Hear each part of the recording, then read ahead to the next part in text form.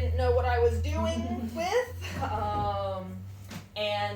She is an ACAB, which is an Associate Certified Applied Animal Behaviorist, which means she has her master's in animal behavior psychology, and she has a certification for behavior consulting as a behaviorist.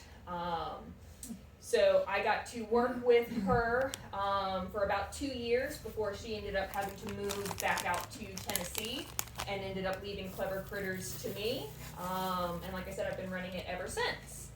So we primarily focus on doing behavior consulting for dogs and for cats, but we do also do puppy socialization, basic training. I will see other species of animals on a case-by-case basis. I have, as you can see, multiple certifications. This is an unregulated field. There is nobody standing over us trainers or behavior professionals, making sure that we are using the most up-to-date, humane, and effective training methods and educating our clients with this up-to-date information. So it really is up to us as the individuals to make sure that we are continuing our education on our own and striving to give our clients the most up-to-date information and the best care possible. So I do have my bachelor's in psychology focused on animal behavior.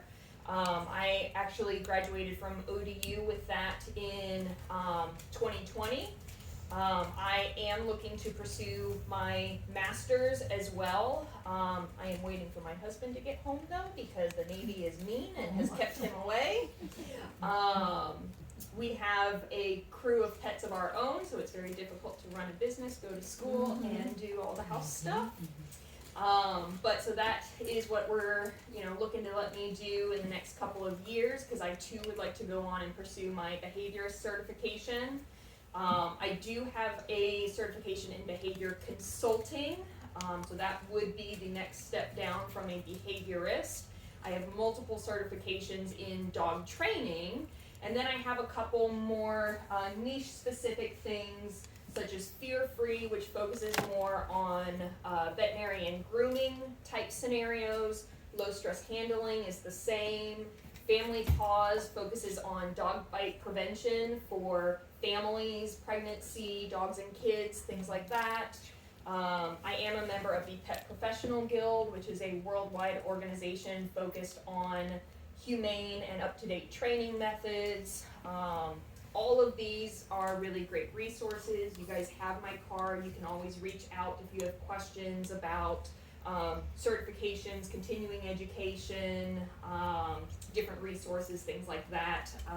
I love providing more and more education. It's one of my favorite parts of this job. All right, so let's talk about walks. So when I'm working with my clients, there are a few things that I find are really kind of core pieces to having an enjoyable walk with our dogs. Keep in mind that these things could also apply to other species. So cats, I love doing harness and leash training with cats. A lot of people don't think to do it, but it's great. My cat loves going outside. So we are going to focus on dogs today, but keep in mind that with a little bit of adjustments, these can apply to other species as well. So first thing that we're going to talk about is equipment. There is a lot of different walking equipment out there. Not all of it is created equal. There are definitely human skills. We are on one end of the leash, so it's not just holding on to the leash while we're on our phone and letting the dog kind of do its thing. There are dog skills that we want to make sure we are teaching our dog to be able to do. And then we also want to look at the purpose of the walk, so that we don't have this kind of mindless march where nobody's getting anything they need out of it. All right, so collars. There are a very wide variety of collars. I have a bunch of stuff that you guys are welcome to come take a look at the end of the presentation. When we are talking about collars, the main purpose for me for collars is they hold identification, they hold tags. That's really the main purpose for a collar, is to be able to identify a dog. So my preference for collars is definitely going to be a regular flat buckle collar. This could be a snap or a belt-like collar. Or I do often use martingale collars for safety. When they are fitted appropriately, they don't choke the dog, but they won't slip off as easily as well. So some of your breeds like greyhounds that have very narrow heads and necks do benefit from a martingale collar that's not going to slip off as easily as a flat buckle collar will. We always want to make sure that the collars are fitted appropriately, whether it's a flat buckle or a martingale. The collars that I won't recommend to my clients and that I actively work to get them off of are going to be any collars that are used for punishment, or they're often called training collars. Correction collars, yep. So these are things that may work because punishment technically does work to change behavior. However, there is a lot of fallout. We'll talk about that a little bit later. I don't recommend or allow my clients to use the choke chains, which are going to tighten. They never have a stopping point, unlike the martingale collar. The pinch collars, which are going to pinch the skin. They do not act like a mother dog picking up their their puppies. That's not how a pinch collar works. And definitely not shock collars, which go by a plethora of names. All of these collars are meant to, at best, create discomfort. They wouldn't work if they didn't at least create discomfort. They more often will cause some variation of pain, which is why the animal will work to avoid it, which is why they work to stop pulling. However, we remove that equipment, the dog is likely to go back to the pulling. They haven't actually learned the skill of loose leash manners. They've just learned, don't work against this nasty collar. So my preference is definitely going to be harnesses. This is for our pets' physical safety as well as for their health. Not all harnesses are created equal either. So an appropriately fit harness is going to have that Y or T shape where it is on the sternum. This is the strongest part of our dog's chest. It's going to go over those stronger joints versus cutting across major muscles. It's going to be located mid-rib cage where the abdomen is the strongest. And you always want to make sure the 2-finger rule, same with our collars, you can fit at least 2 fingers between the harness or the collar and the dog. If it's any tighter, that can cause discomfort, chafing, possible injury. If it's too loose, it could also cause injury if the dog were to maneuver in it incorrectly and it snags or causes injury somehow to the body. So,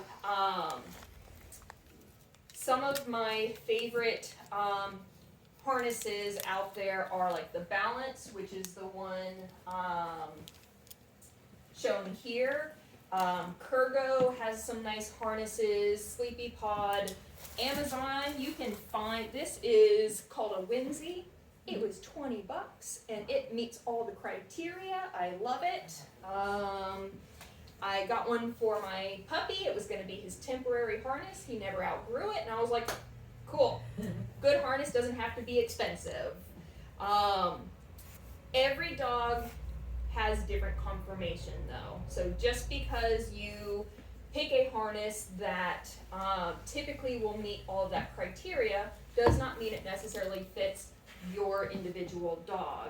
So you can see on, this is Mac, by the way. You can see on Mac that this harness is probably not the right fit for him because the straps go underneath his armpits And that's not going to be comfortable. That could cause chafing, that could cause other injuries. So he really needs a harness with a longer back so that it goes along his mid-rib cage. So too short, it's in the armpit, which is super uncomfortable. Too long, and it might actually go underneath the rib cage, and that could be very dangerous to all of those soft organs inside the body. I did forget to mention when we were talking about collars, the head halter. It is also not a favorite of mine. I will use it in certain situations, but not typically a favorite because again, we're focusing on the head versus the body. So some of the misconceptions with harnesses are if we put a harness on the dog, it's going to cause them to pull.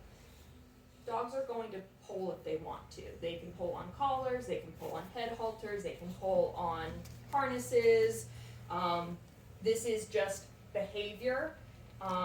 No piece of equipment is going to necessarily stop a dog from pulling. It may deter pulling, but ultimately the harness really should be thought of as safety and health. It's like a seatbelt. You know, we don't wear a seatbelt in the car to prevent a car accident from happening. We wear it so that if a car accident were to happen, we are the safest possible that we can be.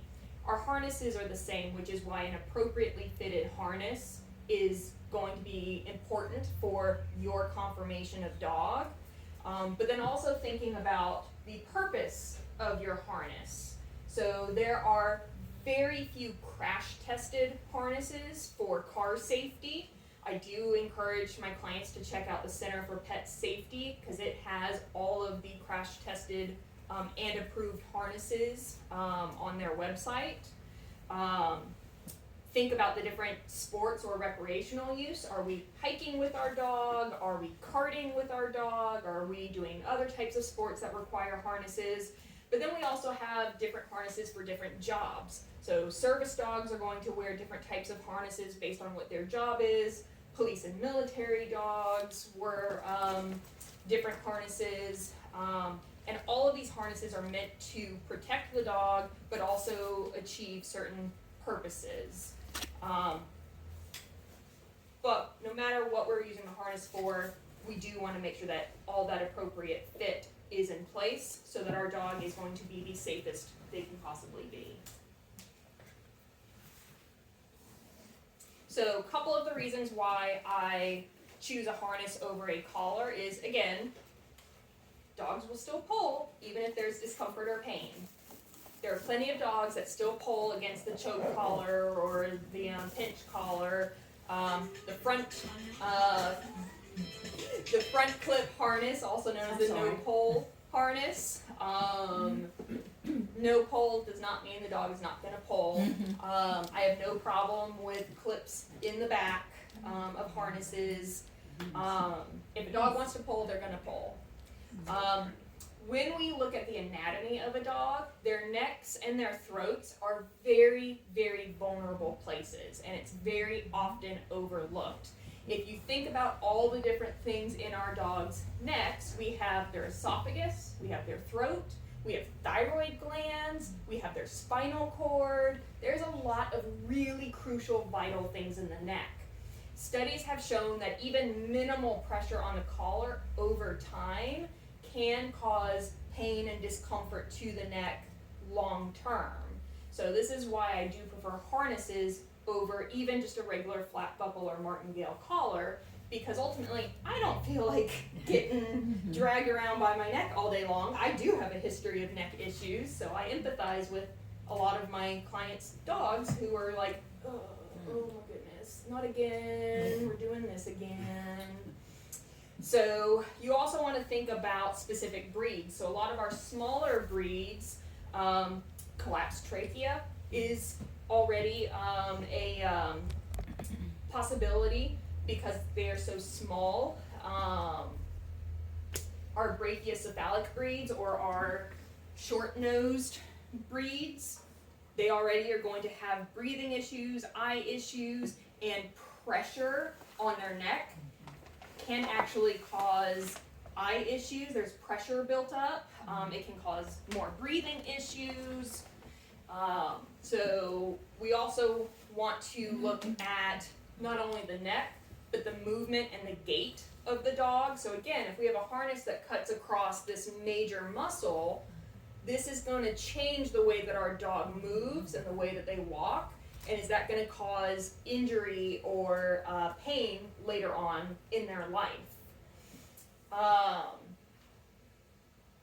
The other reason that I want to be mindful of the collar is tension and discomfort on the collar can often create a negative association with the things happening in the environment. This is another reason why I don't recommend aversives. Our dogs learn via association. So if something uncomfortable is happening to them when another dog is present, or when a stroller is present, or when a truck is present, or another person, our dogs may unfortunately associate this pain and discomfort with this stimulus, and this is where we start to get like reactivity, fear, anxiety, aggression.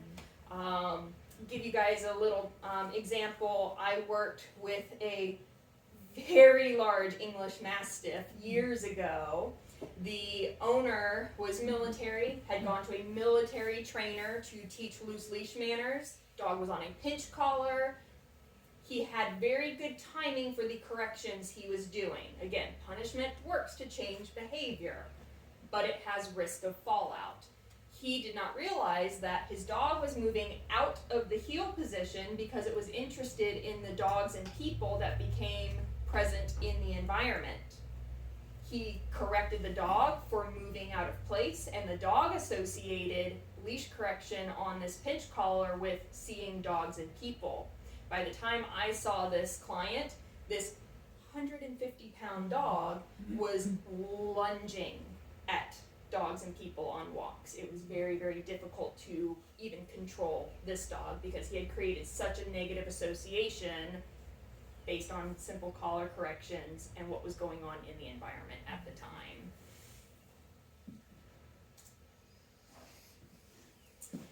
So not only do we want to be mindful of our collars and our harnesses, but also there's a wide variety of leashes out there to choose from as well.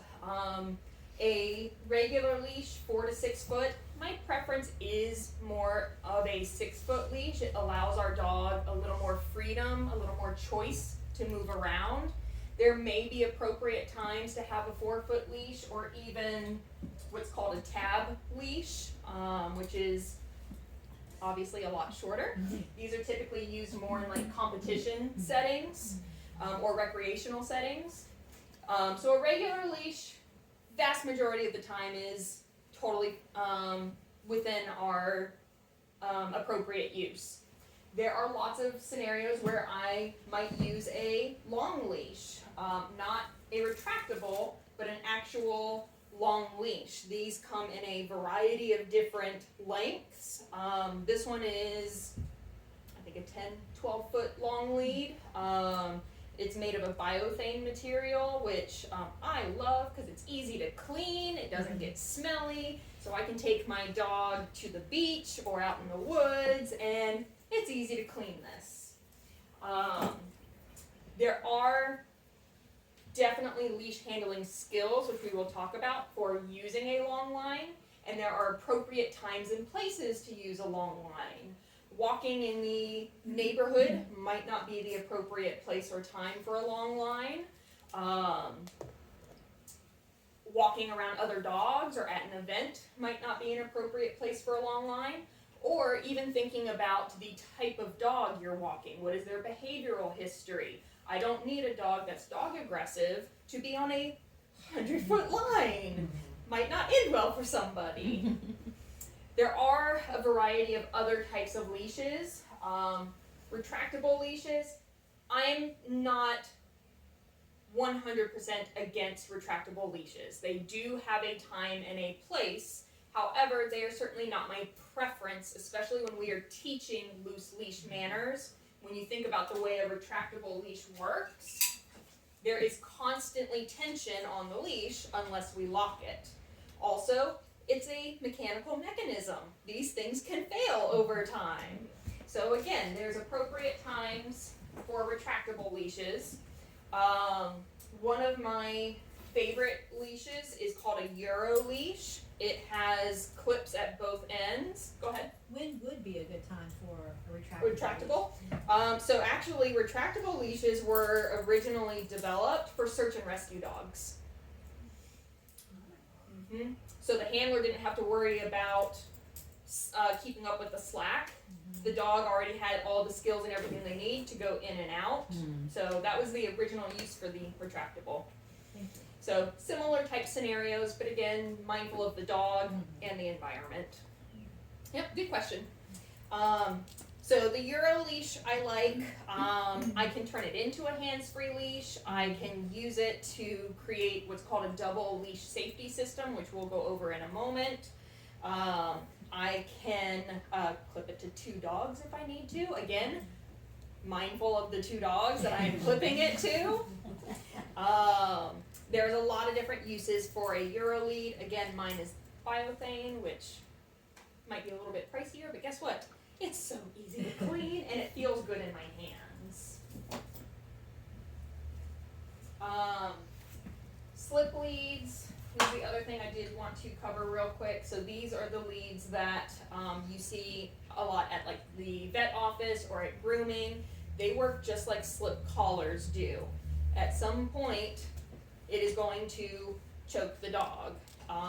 There are martingale leashes, which are my preference, or you can get slip leads that have stoppers so that you can actually create it to fit where it doesn't choke the dog. So when I work with vet offices, my preference is to try and get them to move away from slip leads because a lot of dogs in the vet office or even at grooming are stressed and nervous. The last thing we want to do is create tension on their necks with slip leads. That's not to say that slip leads can't be used, but again, I'm going to probably only use it for a dog that already has good leash manners, that doesn't have reactivity or aggression, and it might be a quick out to the car or out for a potty break and back in. It's not something that I'm going to walk the dog on long periods at a time. Would you recommend that if you were like rescuing a dog? Like the dog is out loose? I definitely keep both a regular leash and a slip leash in my car, and I have pulled out both before to rescue a loose dog because they're not always going to have collars on. So yeah, that might be something to help you quickly get a dog. Just to get it into the car kind of thing. Yeah, but I would also still be mindful of the body language, how comfortable is the dog, are we pulling the dog or not.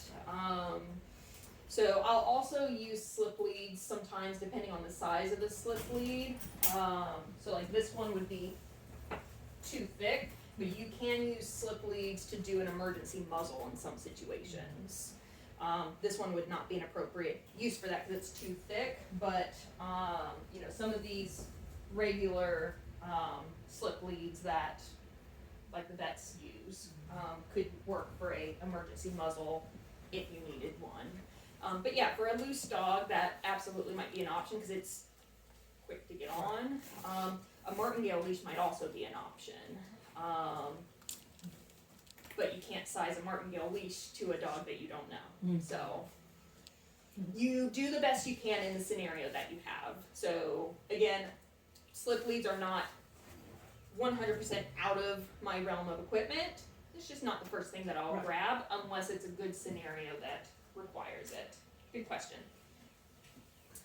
All right, so on this dog, I want you to see that she's got a martingale collar with a clip on it and a harness.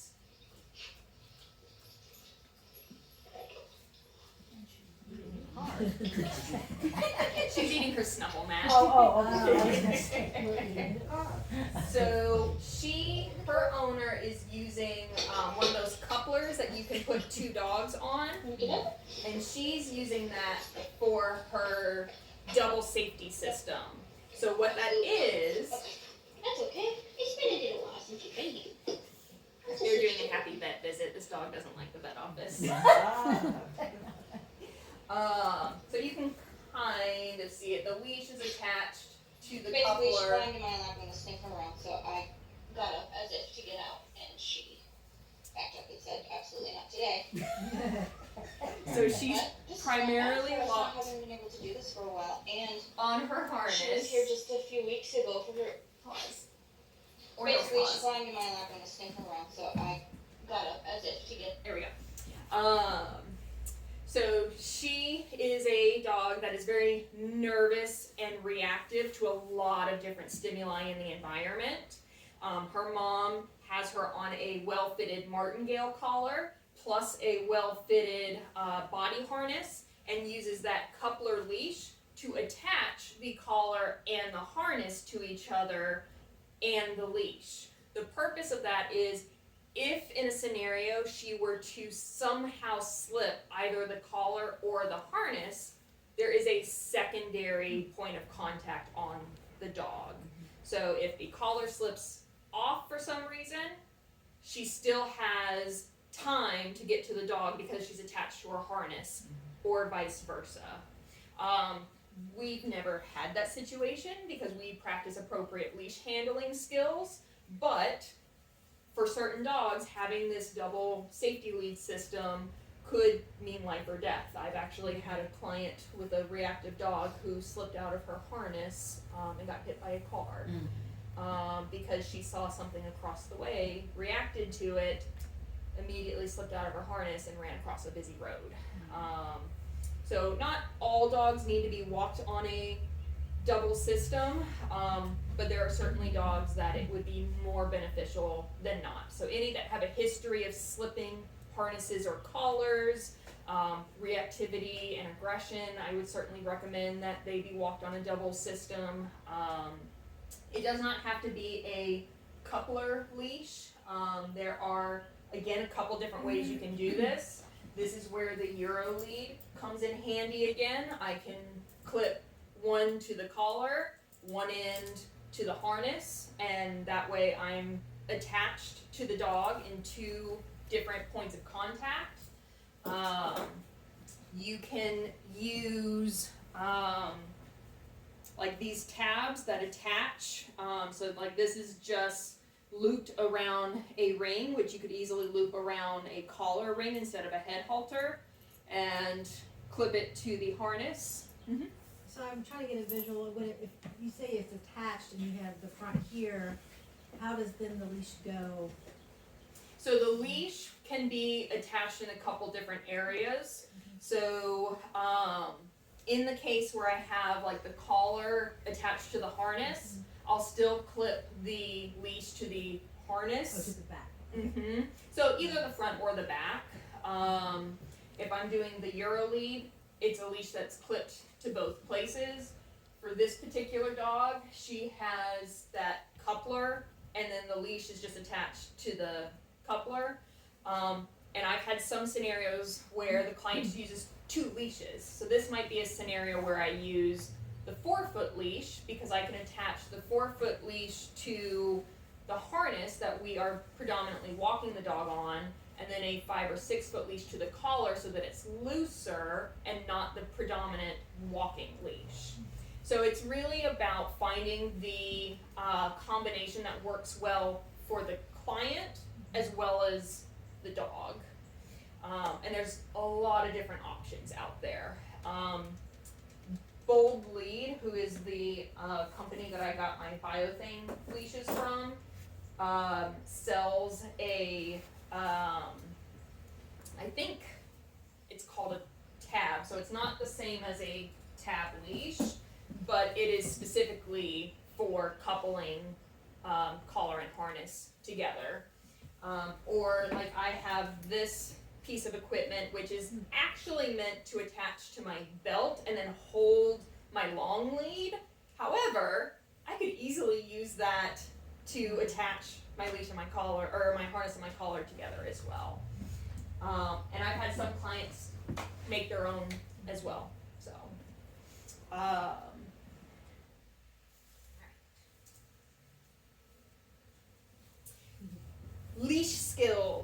So like we mentioned earlier, both the human and the dog will benefit from having different skills when it comes to leash walks. So for the human half, our skills are really going to focus on, are we respecting the dog at the end of the leash? Are we allowing them to be a dog? Are we causing stress, anxiety, discomfort, anything like that? Whereas our dog skills, dogs are built to do behavior. They don't misbehave. The idea of misbehavior is actually our dog struggling in the environment. They don't understand what we're asking of them, or they are anxious or stressed, or variety of other reasons, but our dogs don't misbehave out of spite or other reasons. They're just doing what dogs do, and they do things that work for them. So for the human skills, big thing is going to be learning canine body language. Just like if you were to go learn French or German or Japanese or whatever, you are not going to learn canine body language overnight. This takes practice, this takes continuing education, lots and lots of observation skills, but also knowing where to get your resources from, because there is so much misinformation out there when it comes to dog behavior and body language. So we're not going to spend a lot of time talking about body language today. I have an entire 2-hour presentation that I talk about body language. Just know that that is one of the main skills that is incredibly beneficial to an enjoyable walk with you and your dog. Learning appropriate leash handling skills. Just like we don't want our dog to pull us on the leash, guess what? They don't want us to pull them either. So a lot of the things that we wish our dog would or would not do are very similar to what they wish we would or would not do. So keep that in mind when we're walking. Make sure that you understand and learn about updated and humane training methods. So again, our dogs learn via classical conditioning. They create associations in the environment, whether we want them to or not. Operant conditioning, which is our dogs learn via patterns. So something happens, they offer a behavior, and some kind of consequence happens. And they learn to repeat that pattern. And this is where a lot of behavior starts to develop. Positive reinforcement, force-free, fear-free, focusing on choice, participation. These are the science-backed ways to work on training and behavior modification. These are going to help the dog feel comfortable, feel relaxed. They don't focus on causing force or stress or anxiety or pain or discomfort. Therefore, our dogs are not going to create negative associations or have fallout risk, which could be increased reactivity, increased aggression, increased fear or anxiety, learned helplessness where the dog shuts down in a situation. There are a lot of myths and misconceptions when it comes to dog training. So when we hear someone talk about, being the alpha, or their dog is being dominant, or even pack theory, you hear about these pack walks where you have one person walking like 15 different dogs. These are all based on really outdated information, based on a study from the 1940s done on captive wolves, not even domestic dogs. So science changes with time. We have to make sure we change with it. And then lastly, we want to make sure that we are filling our dog's cup. Are we meeting their needs? Are we allowing them to be a dog? I have a quick question. So when I walk one of my dogs, I've noticed in a radius around my house, he's very, like, what's going on? Mm-hmm. But once we get out into the main road, he's fine. Is that just him sort of a protective because it's where he lives? Because when we meet someone in my neighborhood, he's like, oh gosh, who's that? What are they doing? Mhm. But once we get out into the main area and see people, he's fine. So that can be difficult for me to answer because, again, body language gives us a lot of information. And so there's some kind of pattern that has developed where he has learned that that behavior is necessary Okay. within that That makes field. sense. So maybe it's he's had poor interactions with another dog or multiple other dogs, or maybe there are sound triggers or other things in that environment that cause him to be nervous or Nervous. stressed. Okay. But going outside of that area, maybe there are more reinforcing things. There's more smells, there's new things that make him feel good and happy. And so his comfort level changes because he hasn't had those negative associations there. And he's instead had more positive things. That makes sense. Thank So you. that's a possibility. Okay. I have one other Yeah. question. You mentioned that dominance is a myth or a misconception. What am I seeing when two male dogs are not even mostly I see two male dogs are mounting each other. That could be over arousal. Okay. So that can be stress. Yeah. So whether the dogs are overly excited Yeah. or are overly nervous or stressed or Okay. anxious, I always thought it was somebody was trying to dominate the other one because their energy was off. No. Nope, that is a very common behavior that I Okay. see for over arousal. Okay. Yeah. So I am going to show you guys a quick video where we're going to look at the difference between some body language. There is no sound for this video. So just look at the difference. Both of these dogs are learning loose leash manners. One is on a shock collar, the other is learning via some sort of positive reinforcement. They might be using a clicker, they're definitely using treats. Same breed, same skill, different methods. Which dog would you prefer to walk?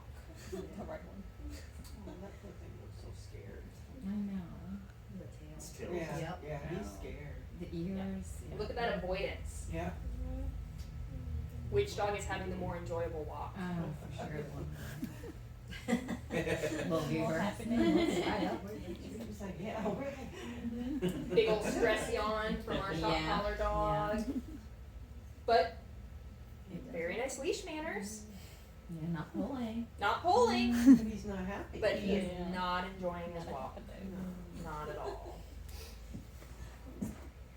So again, punishment works, but at what risk to the dog and at what risk to your relationship Yeah. with the dog?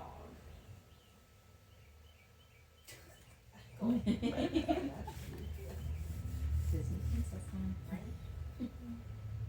Alright, couple more videos. So before we go into these videos, one is the leash lock. So I love a leash lock. This is the leash that I primarily walk my dogs on. When you are choosing a leash, you want to make sure that it's something that feels good in your hand, that is an appropriate fit for your hand. So this is a very similar leash, but it's thicker. This is the one my husband uses because he's twice my size. This is too big for my hand. When I do the leash lock, I can't fit all of this leash in my hand, and it makes it very difficult to hold the leash.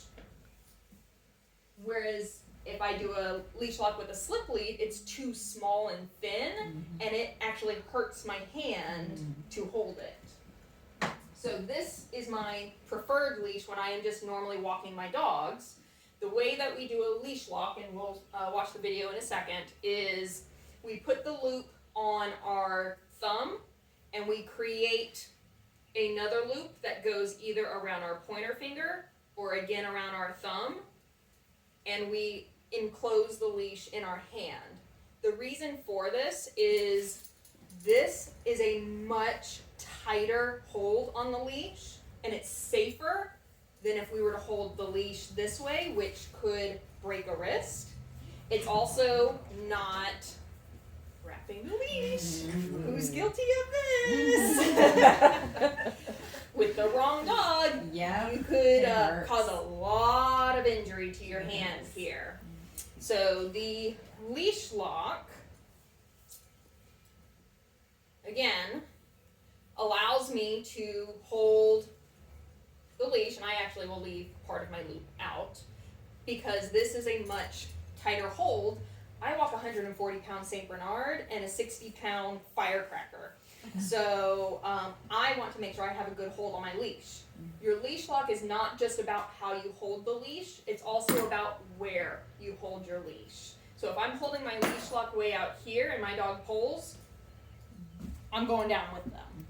If I keep it tight to my core and I engage my core and I keep myself balanced when I'm walking, whether it's at my hip or at my belly button, this is going to be a lot stronger than if I'm loose arm out, letting my dog do all the things. The other nice thing about the leash lock is if I want to lengthen it, it's easy to do so, and if I want to shorten it, it's easy to do so. I can also switch hands pretty easily. It is a skill, it is something that has to be practiced, but when I learned the leash lock, I have never gone back to holding my leash any other way. It is lovely.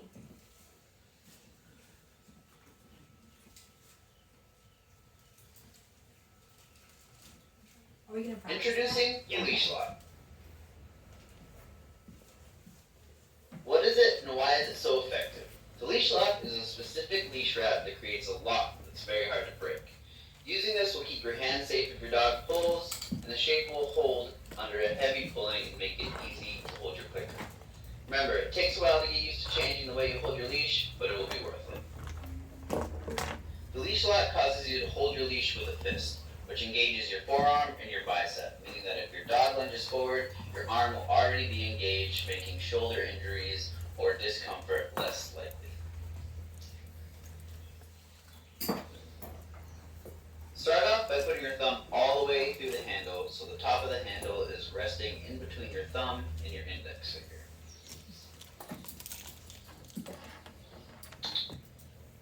If you're just casually walking your dog, you can then wrap your other 4 fingers around the leash and easily hold your clicker. This isn't the leash lock, but it's not a bad way to hold the leash in general.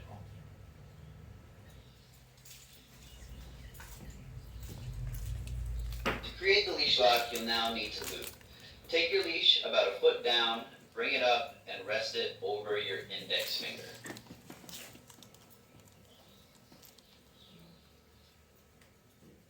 Next, close your bottom 3 fingers around your leash. You should have the handle plus 2 layers of leash in between those fingers.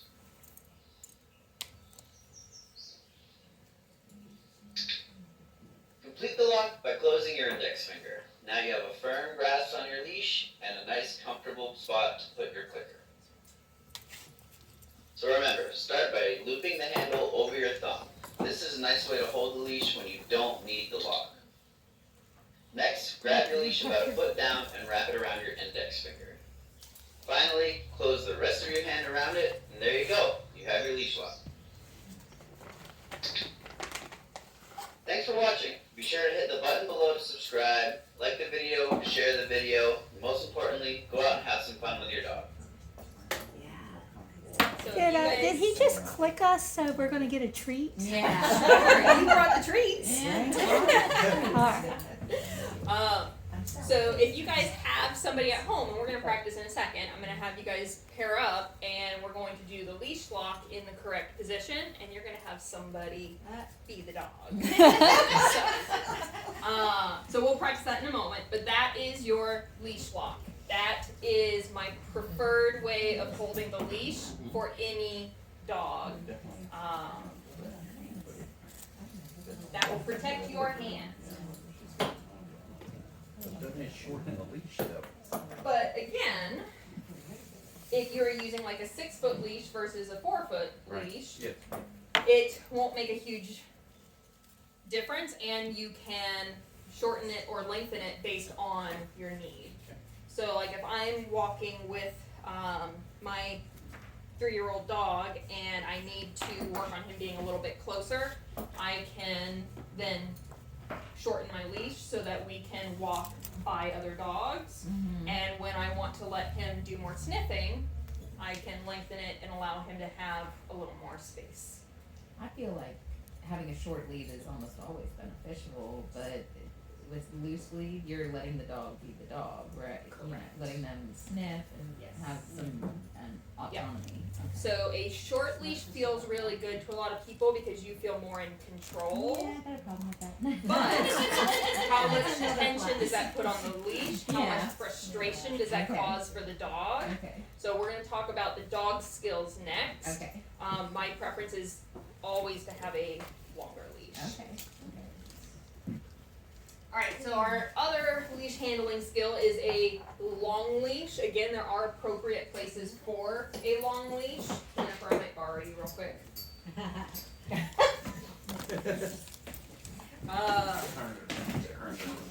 Yeah.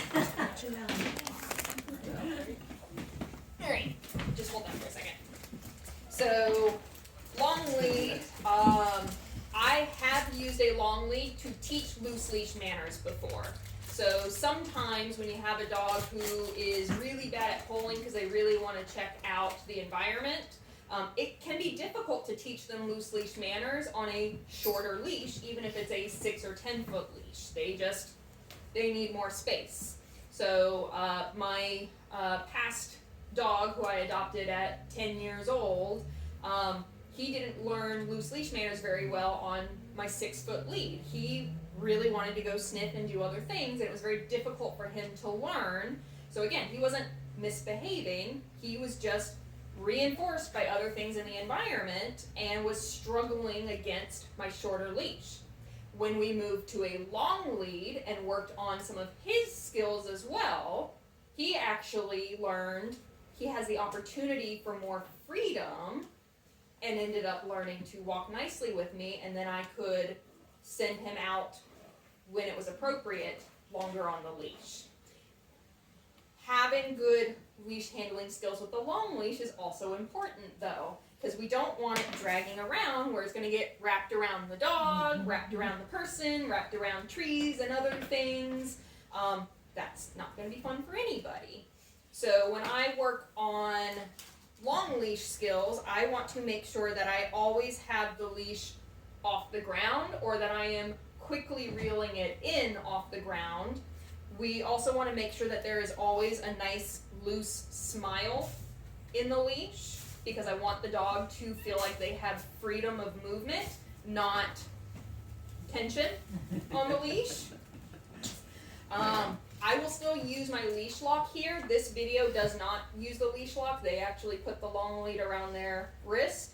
Not my preference. My preference is again to kind of have that similar leash lock in mind.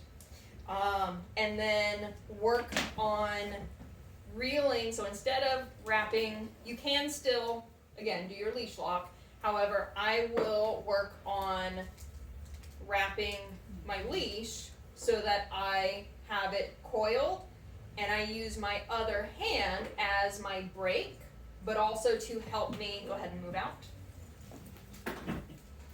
keep the slack up, and then when the dog moves back in,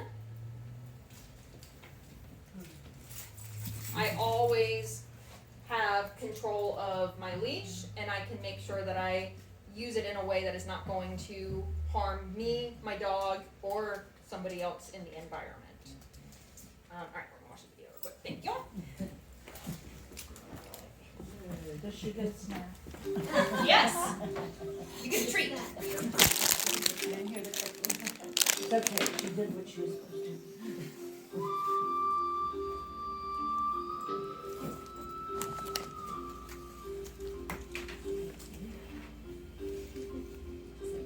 I'll send you these videos so that you can send them out to your team.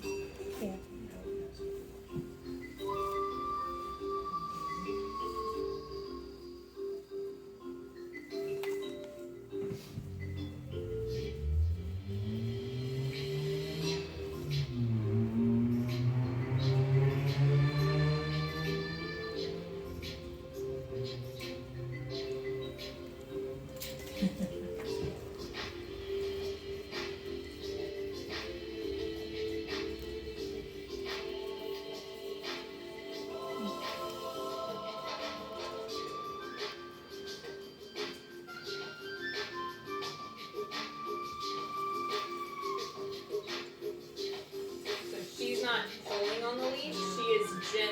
sliding her hands down the leash, she has taught that dog that it is a cue to start moving with her.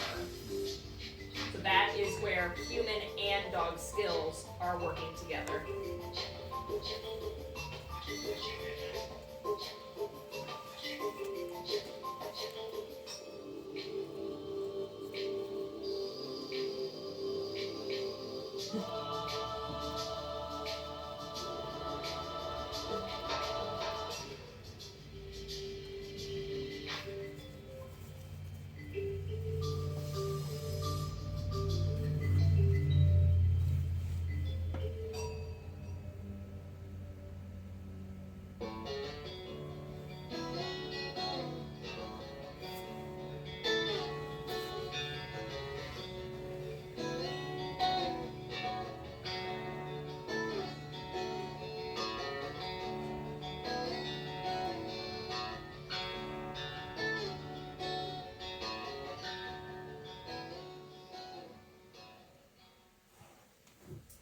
So that is actually for a behavior modification technique called behavior adjustment training, where the focus is allowing the dog to work in their threshold, which is their comfort zone, to be aware of stressors or triggers at a distance, and learning that they have the ability to move freely so that they can choose to avoid, engage, disengage. There's no tension on the leash, which might pull the trigger on the gun and cause the dog to react.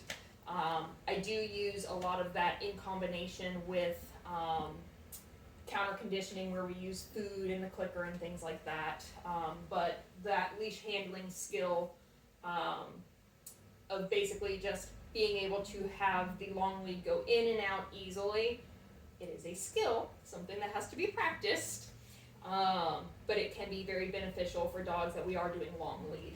I have two questions. Yeah. So one, when I'm walking the dog and they're sniffing and everything, and they start to get away, and I see something coming, and they're just so entrenched in smelling and whatever. So slide to them to get closer to shorten it, and then when they get up and look, they'll see that I'm closer, or because I don't want to pull on them. Right. So if you have not taught the dog, so she's not pulling and she's not necessarily moving closer on Right, the leash. the minding I saw, yeah. Right. So it's that slide down the leash where the dog is just feeling very, very little pressure along the leash. Mhm. That is a skill that we still have to teach the dog. Okay. Means move in this direction. So your average dog who's not learned that, Right. that might not mean anything to them. Okay. So in that scenario, for a dog that doesn't necessarily understand those leash skills yet, then I would maybe work on getting their attention with their name or a positive interrupter, or see if I can invite them to go sniff something else, Okay. or help them to move away, or move behind a visual blind, like a car or a bush or something. Alright, that kind of answers my second question. I was walking Gizmo the other day, and this other dog was coming, and the owner stopped, and the dog sat, and then Gizmo noticed, and they had a stare off. I'm like, all right, who's gonna stand here the longest? I don't know. So I tried to redirect his attention, like, oh, what's that? And then he was like, okay, and then went that way, because I didn't want to pull him, because he's, Yeah. but, Yep. okay. Yep, that sounds like it worked out well, because he didn't have a reaction, and he was like, oh, okay, Yeah. go do Yeah. something fun. But they stood there for a good minute, and Yeah. I'm like, hi, to the person. Okay. Yep. awkward. So that's where we'll start talking about the dog skills. Oh, no, you're already playing. So go ahead and pick a partner real quick. And practice your leash lock and have your partner be the dog, and see how, please don't purposefully yank somebody off their feet. Oh, yeah.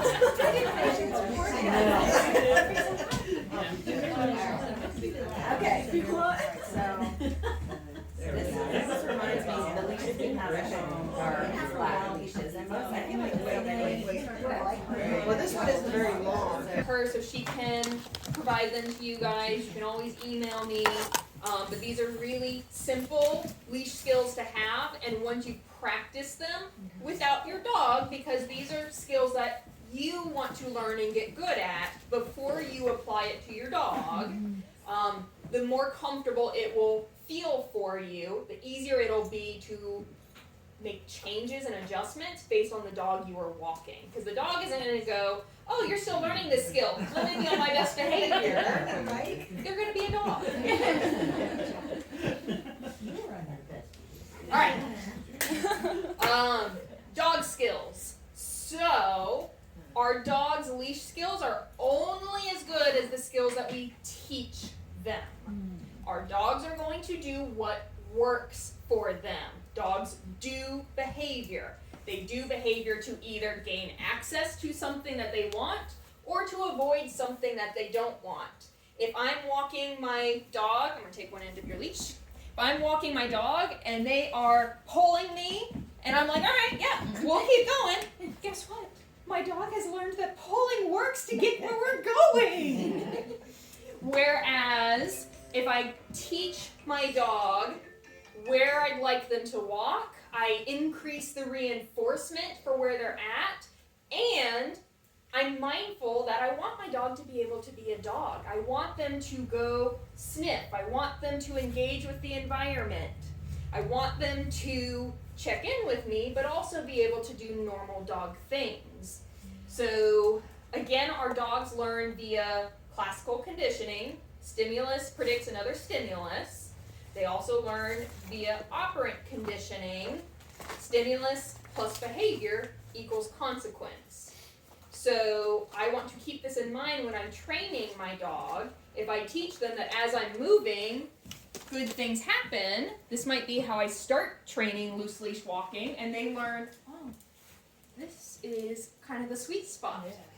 There's awesome stuff that happens here. But if I also allow them the ability to have freedom and choice to go check things out, they get natural reinforcement from the environment. I don't allow the pulling to work, meaning we don't access that spot if we're pulling. And when the leash is loose, we can go check those places out. For some dogs initially, I might have to go, all right, yeah, let's go check out the sniff spot. But the more they understand that sticking with you, the easier it's going to be for them to want to be there, because they know you're going to meet their needs elsewhere. There's a lot to teaching loose leash skills. So loose leash walking, defensive leash maneuvers, U-turns, being able to cut away from triggers, emergency maneuvers for stressors and things like that, teaching the dog to switch sides. Engage, disengage is teaching our dog that when things happen in the environment, they don't have to respond to everything. So I don't want a dog that is at the end of the leash pulling, lunging, barking because they're nervous and reactive because they're afraid of the thing. I also don't want a dog that's at the end of the leash pulling because they're like, I have to go meet all the people. Yeah. Neither one of those are fun. So both of those dogs need to learn I don't have to engage with everything in the environment. I can also disengage. I love pattern games for teaching loose leash walking. There is a pattern game called the 1, 2, 3 pattern game, which is wonderful for loose leash walking. If any of you want more information on teaching loose leash walking, email me or let Jennifer know. There are lots of videos and handouts and things that can help teach loose leash manners, but every dog is a little bit different in what their needs are for learning those manners based on their history of learning and their reinforcers. Last, our purpose for the walks. If we are walking our dog, the walk really needs to be for the dog. It is their walk.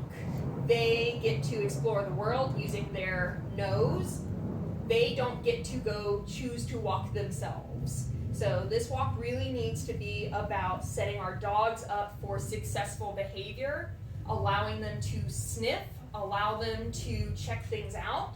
You can use walks to work on teaching new skills as long as they're in an environment that they're able to still think and learn, but also for refreshing known skills. So that might not just be loose leash manners, that might be working on recall, the name game, making sure that they can, do sit and down, or I take my cooperative care skills out on the leash with me. So when we are out walking, I make sure my puppy knows he can still do his chin rest, I can still do body handling, I can still practice like I'm gonna draw blood from his neck. I want him to know that it doesn't matter where we're at, these skills are really good practice. So your training out on the walk doesn't always have to be just about walking skills. Enrichment is a huge part of walks. Decompression. If you're walking the dog in an environment where they're constantly dealing with stressors and triggers, that is not an enjoyable walk. If you're afraid of clowns and I take you to the amusement park and I'm like, hey, come on, it's fun, it's the amusement park, and you're just like, you're not gonna have fun. So we wanna make sure we're walking our dogs in an environment where they can decompress, they can feel stress-free or low stress, they can get good mental stimulation, not just physical exercise. Dogs only need about 20 minutes to an hour of physical exercise every day, and it doesn't have to be strenuous exercise, and it doesn't have to be all at once either. And then ultimately, I want you to meet the dog's drives and their needs. So things like, let them sniff. If they want to dig, do they have an appropriate place to dig? I have a client whose dog is highly reactive to people and other dogs, but when we go to the beach where she knows that she can dig and play in the water and see the birds, she's so much more comfortable working on our behavior modification for seeing people because she has other things that she can do that she loves to do. It helps her decompress, it helps her feel good in her environment, and her behavior improves because we're meeting those drives and those needs that she has. Like I told you earlier, my senior dog learned to walk on a loose leash with a long lead because I allowed him to meet the need of being able to sniff and engage with his environment.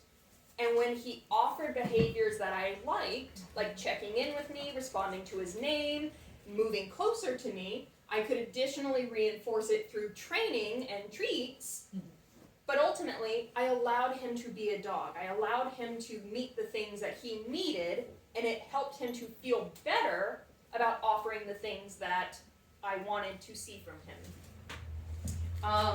Other important thing to remember with your walks is sniffing is a naturally self-soothing behavior. We need to let our dogs sniff on walks. It's how they gain information. It also helps get their parasympathetic nervous system back on board, and it just helps them feel good. It is one of the best things we can allow our dogs to do is sniff. And that's all I've got for you guys.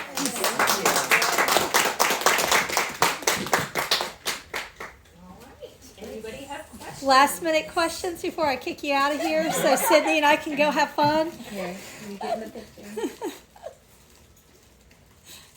My social media gal. And again, if you guys want to come check out any of the equipment here, just keep in mind, not all of this is stuff that I recommend or use. It's just so that you can check out some of the different things that